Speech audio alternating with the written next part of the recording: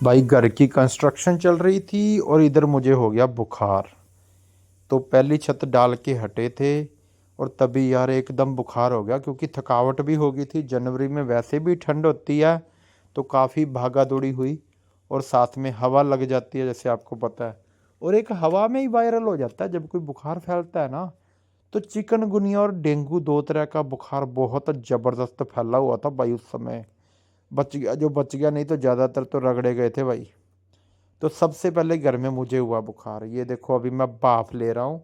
ये स्टीम लेनी बहुत ज़रूरी है। उन्होंने बता दिया, कहते भैया हफ्ता तो तेरे को रहेगा, उसके बाद ठीक होगा। एक डॉक्टर अपना पक्का ही है, वो उसके पास ही जाते हैं।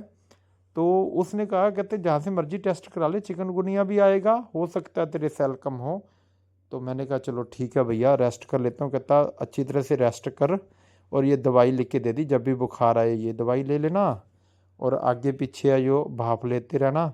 और कुछ वो दिया था यार, क्या कहते होते हैं इसको, कहते पानी की कमी हो जाती है, के होता है भाई, कमेंट सेक्शन में बताओ उसका नाम। वो पानी में घोल के लेते हैं, खट्टा मीठा होता है यार, उसका नाम भूल रहे, ORS का घोल होता है शायद वो, हाँ। तो वो भी दिया था। तो जैसे अब जुकाम लगता है ना, तो भाई मेरे को तो बहुत तंग करता है। जब भी बैड कोल्ड होता है ना, बहुत ज़्यादा तंग करता है। ये देखो मेरे तोते उड़े हुए थे भैया, मुंह देखो कैसे हो रहा है। तो मेरे को जो ये रेशा वगैरह कह देते हैं, जुकाम खांसी, ये जब होता है ना, तो सभी को ही वैसे तो तंग करता है, पर मुझे तो काफ़ी ज़्यादा इससे वो दिक्कत आती है।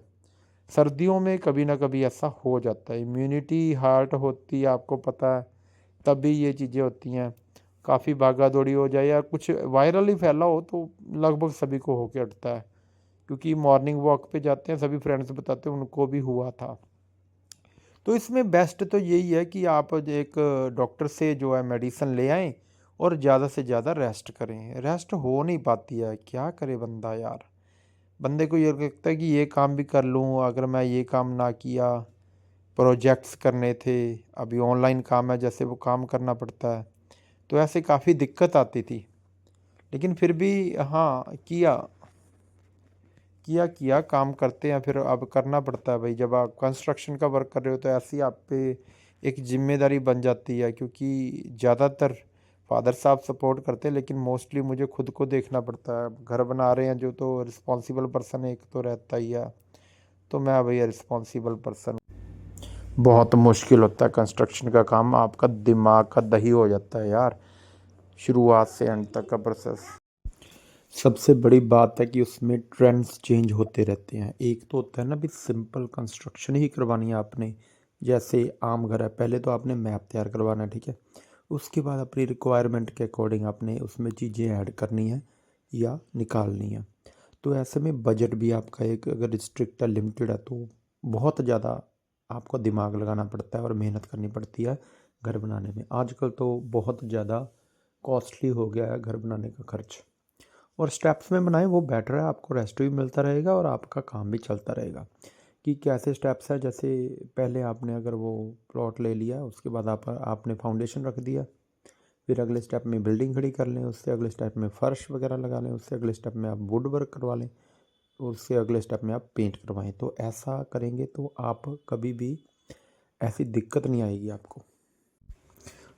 बुखार में क्या होता है ना, कि अगर आप नेचुरल मेडिसन्स लेते हैं तो वो भी बेटर है।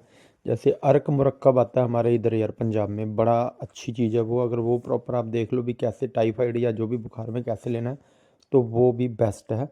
लेकिन जाता ये देखो अपने टाइम से, ऐसे नहीं है कि आप कोई भी दवाई लेकर साथ ही साथ चला जाएगा, टाइम तो लगेगा ही। देखो यार, जो डॉक्टर आपको रिकमेंड कर रहा है, और साथ में अगर आप थोड़ी सी होम रेमेडीज जो आपके पेरेंट्स आपको बताते हैं वो ट्राई करते हैं, तो उससे भी काफ़ी ज़्यादा बढ़िया रिजल्ट मिलते हैं और रिलीफ मिलता है। तो ज़्यादा ज़्यादा जो लोगों की सलाह मत लें, और जो आपके पेरेंट्स को पता है और थोड़ा बहुत अगर आप ज्ञान रखते हैं, वो चीज़ें ट्राई कीजिए, क्योंकि ज़्यादा के इफ़ेक्ट कई बार ख़राब भी हो जाते हैं। वैसे तो जितना अगर आप रेस्ट करते हैं, तो आप बहुत जल्दी बेहतर फील करेंगे। धीरे धीरे लोग फिर वही जो पुरानी कल्चर है इंडिया की, उसमें आ रहे हैं, वापस आ रहे हैं। तो उसमें क्या था कि जो हम मेडिसिनल पौधे हैं वो घर पे उगाते थे, और जो हमारे कच्चे अगर जगह होती थी मिट्टी वाली, तो वहाँ पर त्रिवेणी लगाते थे।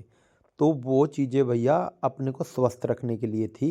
अब घर में कौन कौन से पौधे लगा सकते हैं वो आप बेहतर जानते हैं, जैसे तुलसी है, गिलोय है, और भी कई ऐसे मेडिसिनल पौधे हैं जो काफ़ी हेल्पफुल होते हैं जब भी हमें ज़रूरत पड़ती है। तो बुखार में इनका कुछ अर्क बना के भी पीते हैं, आप यूट्यूब पे भी देख सकते हैं और अपने पेरेंट्स से भी पूछ सकते हैं, तो बेहतर आपको फील कराएगा।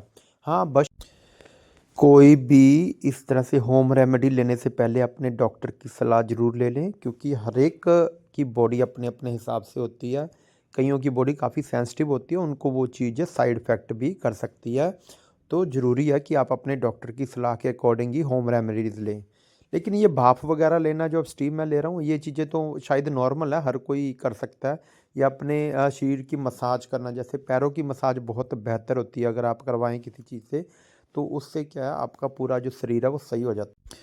थोड़ा सा बुखार हो, कई लोग आपको ऐसे डरा देते हैं भाई पता नहीं क्या हो गया हो, जैसे कि अब तो ये बंदा ऐसे, तो नेगेटिव फीलिंग देने वाले लोगों से तो आप बहुत दूर रहें। मुझे याद आ रहा है कि शुरू में जैसे मेरी मैरिज हुई थी तो तब मुझे डेंगू हो गया था। अब भैया डेंगू तब वायरल था, काफ़ी फैला हुआ था। तो कोई हमारा रिलेटिव आके बोला अभी तो क्या हुआ है, अभी तो बहुत बढ़ेगा, अभी तो सेल डाउन होंगे, पता नहीं क्या कुछ हो जाएगा इसके साथ। तो भाई प्लीज़ ऐसी नेगेटिव बातें आप किसी बीमार के आगे मत किया कीजिए, चाहे कोई भी प्रॉब्लम हो। अगर आप उसका हौसला नहीं बढ़ा सकते तो कम से कम उसका हौसला गिराइए मत। तो ये बातें कुछ थी, और ये मैं बोल रहा हूँ ये अलग चीज़ है, मैं रिकॉर्डिंग की गई है बाद में।